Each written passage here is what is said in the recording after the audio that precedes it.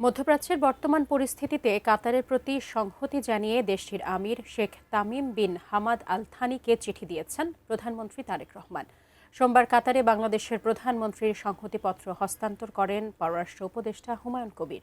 বাংলাদেশের প্রধানমন্ত্রীর বিশেষ দূত হিসেবে পররাষ্ট্র উপদেষ্টা রোববার সরকারি সফরে কাতারের রাজধানী দোহায় পৌঁছান। সংহতিপত্রে প্রধানমন্ত্রী উপসাগরীয় অঞ্চলের বর্তমান পরিস্থিতির প্রেক্ষাপটে কাতারের নেতৃত্ব, সরকার ও ভ্রাতৃপ্রতিম জনগণের প্রতি বাংলাদেশের সংহতি ব্যক্ত করেন।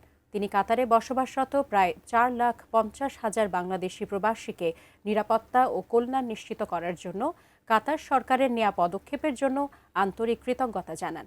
একই সঙ্গে কাতারের যে কোনো প্রয়োজনে তাদের সঙ্গে থাকার অঙ্গীকার ব্যক্ত করেন।